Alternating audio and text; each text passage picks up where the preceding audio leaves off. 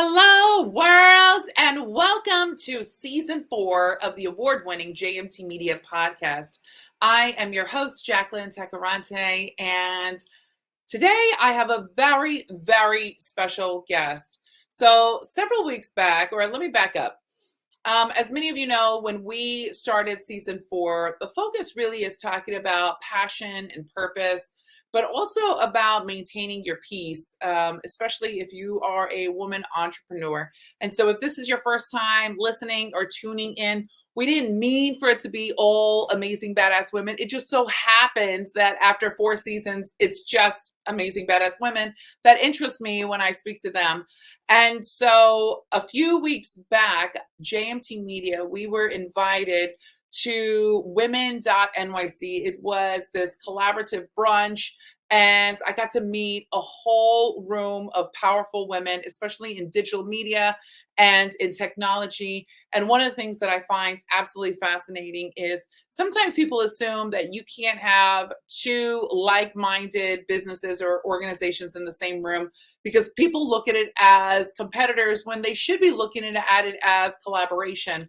And so immediately I was drawn to our next guest, Miss Regina Gwynn from Black Women Talk Tech. And I'm just going to give y'all a little bit of bio about her because I really want her to talk more about her history and her organization.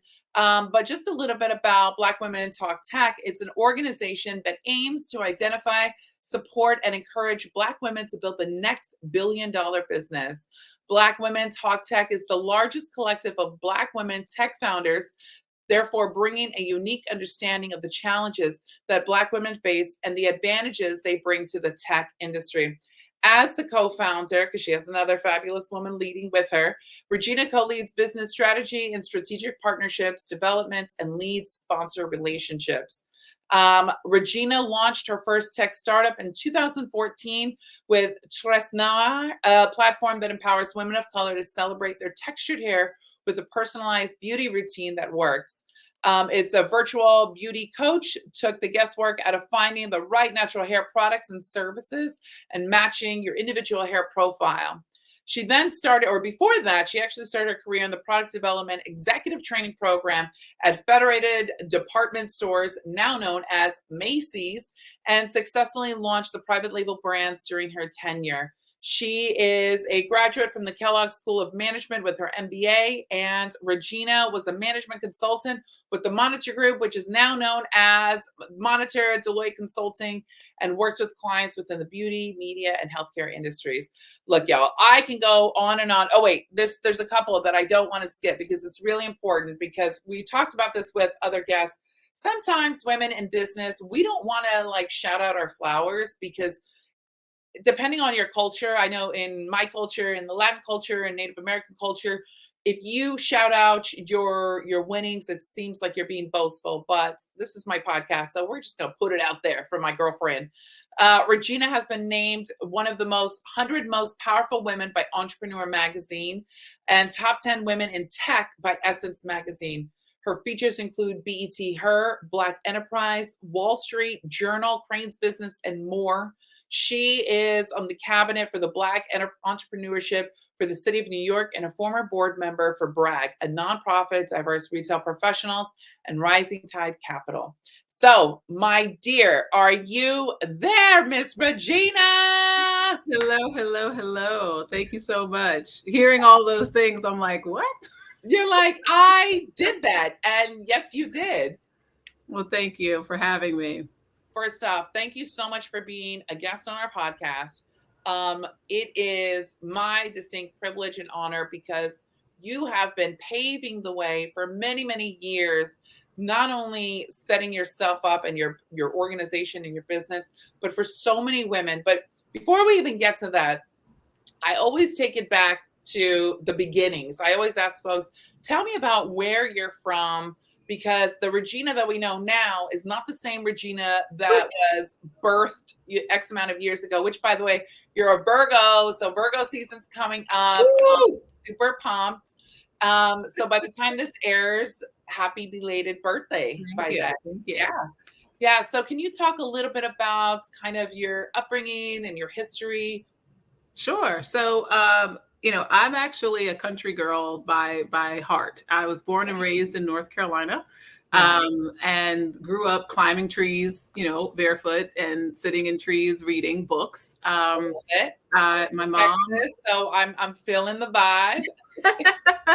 My mom was from the Bronx, so that's what brought us to New York City in the summer. And I just would like stare, like, wow, like this traffic and people. And, I knew I had to get out of this, old dusty town and pursue a career in fashion, which I did, and started off my career, as you mentioned, at Macy's Inc., building their private label brands for menswear and ready to wear.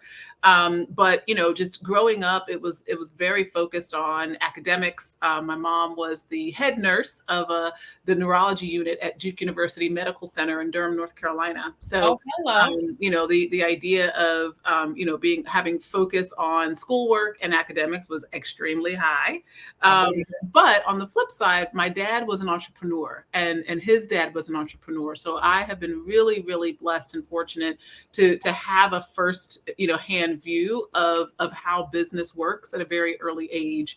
My dad ran a recycling firm, actually, Oh, in Greensboro, North Carolina. So, he'd come home and he'd be excited about a new account that he had closed. And then he'd come home a month later and be, upset about an account that he lost. So, that those highs and lows and, that oh roller yeah. coaster of building a business has again been extremely valuable for me to have seen that, because in our communities, that's not necessarily table talk.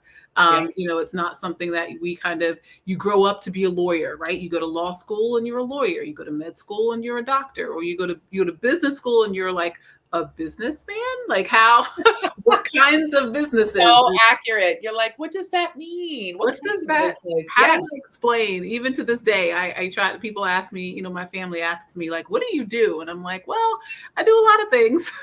Yeah. Work on a lot of different initiatives. And so yeah, I mean, I think growing up, I was in North Carolina up until college, and then came to the New York, New Jersey area for my undergraduate degree.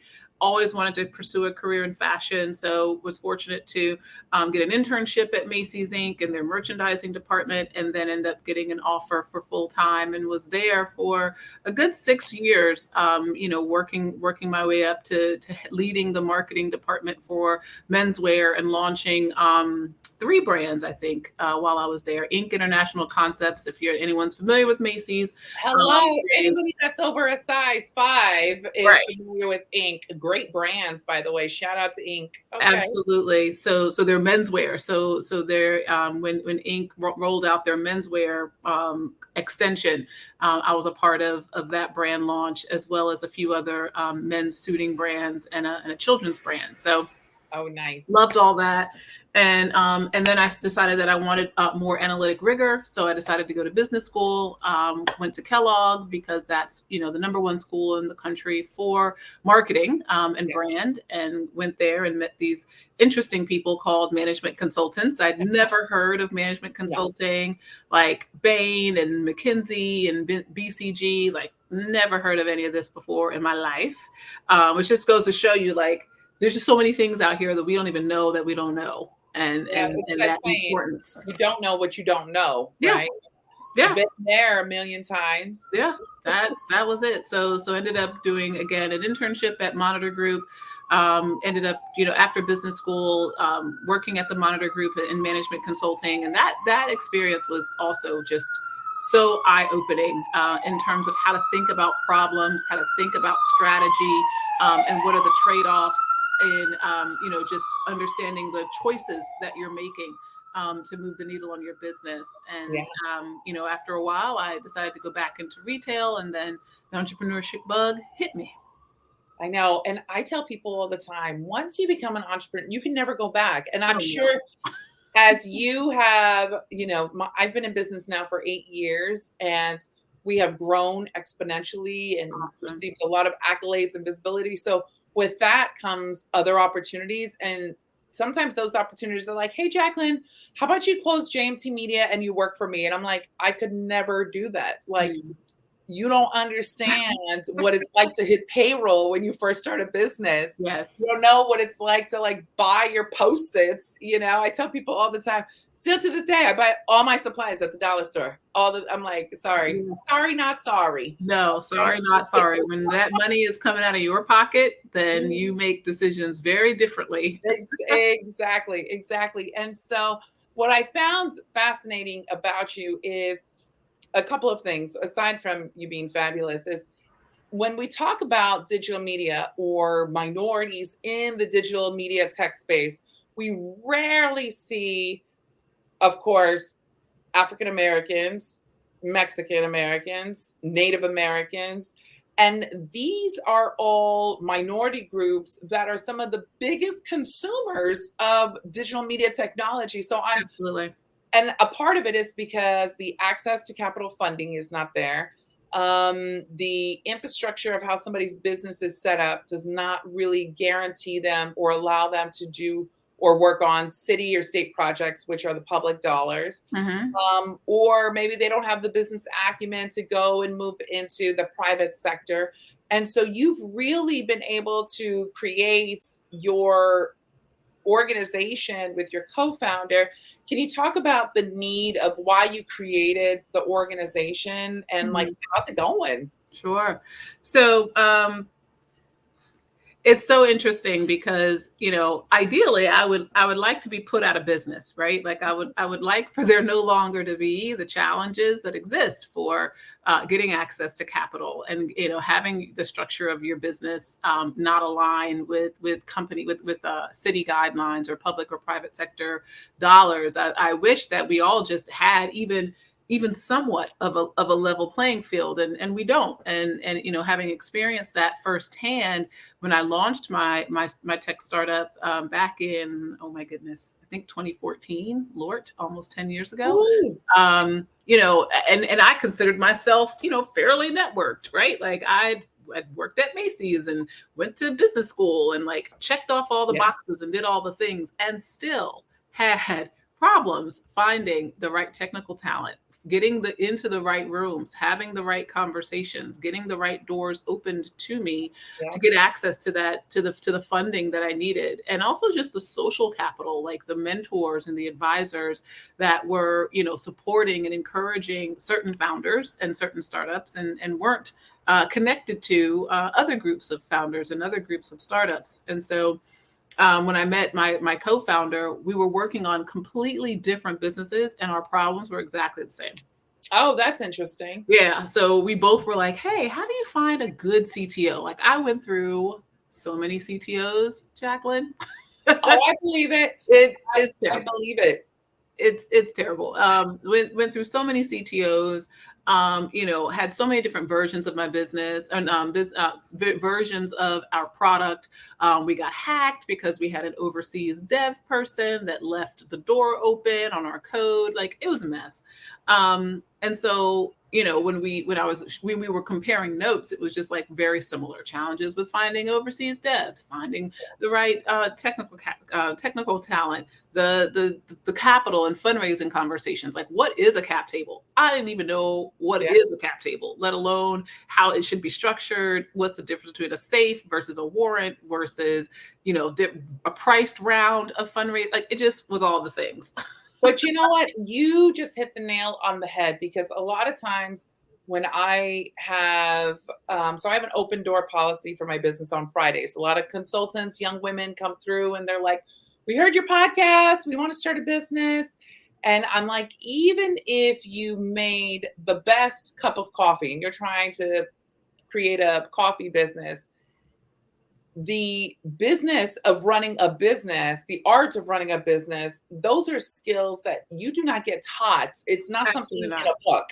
It's No. everything from finance to promotion to security to basic legalese, as I Hmm. say. Hmm. So unless you have the funding dollars to support each of those like little nuggets, Hmm. you're essentially in charge of it all. You're in Yeah. charge of it all. You're the legal, you're the marketing, you're the entrepreneur, you're the business development person, you're the strategic person. And so if you don't have an understanding of, especially if you're trying to create technology or digital media and you don't have a basic understanding of technology, you probably wouldn't have known to get a new CTO because they weren't fitting what your vision was. You know Right. what I mean? And so a lot of times I see a lot of young women or just a lot of entrepreneurs that they'll hire someone, but because they don't have a basics of accounting or they don't have a basics of marketing, they just assume that their chief marketing officer is going to know everything. I'm like, no, Right. no, you still have to have an understanding of all the intricacies of how it all works so Yes. you can make the best decision for your business. Absolutely, absolutely. And from a technology perspective, if you're building a technical product, and I was a non-technical founder, right? Like I had not gone to, I was not an engineer, don't have an engineering degree, did not go to coding school to learn, various coding languages. And so, while it was that much more important to have that counterpart that was knowledgeable. But I tell tech founders now, like, even taking like an intro to coding class or like coding for dummies, I do think it's important for like the CEO, the founder, the visionary of the business still needs to have a sense for Yep. what's going on, because it matters. It does matter that much for you to really understand what kinds of languages, because the type of technical stack that you're building, its ability to be nimble, its ability to be modified, the Yeah. cost, the timing, like all those things, which hosting platform that you're using, all those things really, like, they Yeah. truly make a difference, in the trajectory of how quickly you can scale. So the whole name of the game, in for a lot of tech startups, is your ability to get traction. And when you don't have money, that traction is growth, in other ways, whether it's adding new users, whether it's building out your more functions and capabilities. So the product itself does need to be able to move relatively quickly, and that's based off the code. So Yeah. just didn't know any of this. None of it. But here's the interesting part. So I'm going to date myself, right? So back in the early 2000s, when I was going for my undergrad, shout out to UTSA because we will tag them, University of Texas, San Antonio. Brr, brr, brr, brr. They have a whole new like road runner thing. I'm like, I was so not there when they were doing that. I was that college student that was like working 3 jobs to pay my tuition. So I'm like, what do you mean? There's like a whole hand gesture. I don't know these things. So anyhow, when my last year of college, my undergrad was in international business, and you had to do a lot of, now they call them elective classes, but you had to pick between a graphics design class, a web design, etc. And I always knew that I was going to be an entrepreneur, but I didn't know when. So I took um, at the time it was like MIDI files. I took graphic design, web design, etc. And so as I progressed in my career, these past 2 decades, I walk into a room and people are like, "Well, oh, you know technology?" I'm like, "Yo, just because I'm a woman, Right. like, yes, I know technology. Come on, man." Yeah. Yeah. And You so gotta know enough to be dangerous. I don't have to be the front end and the back end and the full stack and any of that, but and I I need just to know what's going on. Yes, exactly. And so there's always this, I don't know if you've faced it, but could you give any advice to like just young women that are getting, especially young women that are tapping into this entrepreneur spirit of like how to deal with when you walk into a room, aside from being the only woman in the room and aside from being a minority in the room, but also when you walk in and people assume that you don't know nothing about technology. Right, right. Like any advice you can give these women besides run circles around them? Yeah, I mean, I think that sometimes it's important. I will say this: you know what you're there to do, right? So it's up to you to let them know that you know, right? So I think that it's important for there to be focus on the reason why you're there is because this product needs to reach your consumer, and you are the only person that can deliver this product in your specific way to address your client's needs. And so that's why, and I always love the analogy of like, you go to the supermarket and you see a ton of different bread, types of bread in the grocery store, and it's all bread. Like you can use all of them to make various sandwiches and French toast and whatnot. But you don't see someone saying, "Oh no, I can't come and bring a new bread to the market." Because there's something special and unique about your product that's different than anyone else. So making sure that you have that you kind of remind yourself of that, I think is really important, especially in the very beginning when you see a new competitor come onto the market, or someone else is doing it different than you, or someone else is getting traction and you're not. Remind yourself that, okay, well, they're not doing it the way I do it. And when you go into a room, you want to remind them that no one else is the subject matter expert here but me. That's right. My very, very dear friend, a few years back, there was in the public space, they were like, oh, it's a competitor coming into your scene, into your quote unquote territory. And I was like, I don't look at them as competitors, but okay. And I had a very dear friend. She said, they may try to make your meatballs, but they ain't got your sauce. And it just hit the nail on the head. And so, for me, the other thing is time will tell, because it's all about consistency is key, Yes. So I just kind of leave it be. I'm just like, okay, that's fine, whatever. I just move it along. Right. So speaking of moving it along, because I want to be mindful of your time, before we close out this episode, I always ask our guests, what are 2 pieces of advice that you would give young entrepreneurs that are wanting to tap into the digital media, digital marketing space? Okay. Well, the first piece of advice I always give entrepreneurs is to get started. So, there's a lot of ideas that you can come up with, and a lot of different business models, a lot of different business opportunities, market opportunities. Pick one and get started. Iterate off of that, test it, get the conversations started, so that the more conversations that you have, and the more work that you kind of put in, it will quickly identify whether this is a good idea or not. Not every idea is a good idea. Not every business is profitable. Not every business is really a business. Sometimes they're a hobby. If you're not making money, it's a hobby. That's um, accurate. so I really recommend that, for first time entrepreneurs, if you're just getting started, like test the idea, get it out there quickly, confirm or deny that hypothesis, and keep it moving. And then the second piece of advice is to lean in to the thing that makes you unique. I love being a woman, right? Clearly I don't know anything else, but I do love the power that lies in my abilities and my intuition and the gut senses that are inherent in being a woman and a woman of color. And I think there's a superpower there, and there's a benefit that we can tap into markets, and we can communicate in ways that nobody else can. So I do not see being a woman and being a woman of color as a disadvantage.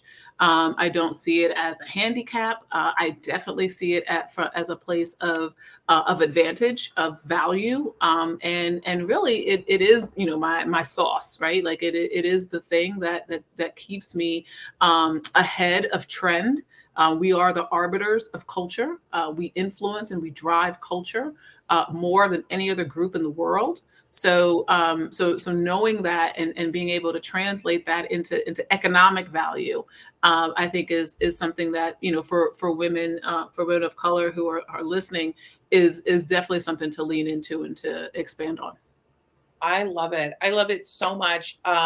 Regina, I feel like I could talk to you for hours and hours and hours, but we don't have all that time today. So what I will say is, where can people find you and how can they support y'all? For sure. So www.blackwomentalktech.com. Please come to our website. Please follow us on Instagram. It's also Black Women Talk Tech. LinkedIn, same thing. Sign up for our newsletter. And then just spread the word. Tell a friend to tell a friend. And listen, this is for everyone. Everyone benefits from women winning.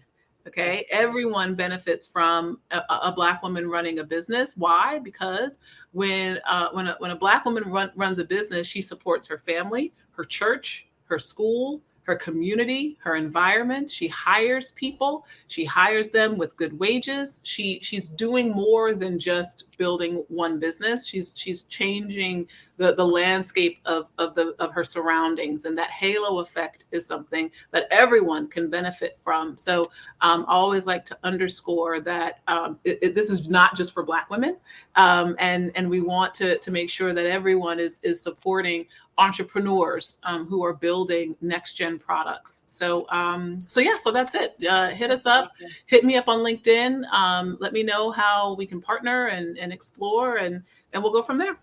You are phenomenal, and I wish you nothing but success. Thank you so For much. the remainder of 2023, but for all years in business and throughout your life, because I feel like this is just the beginning. And maybe one day, who knows, Oprah may have you on her show, right? Who knows? So for those of you that are tuning in, watching and listening on iTunes and Spotify, make sure that you share and like this episode, because we have an amazing roster of guests coming in for season 4. So make sure that you follow JMT Media Podcast. Thanks so much, y'all. Bye.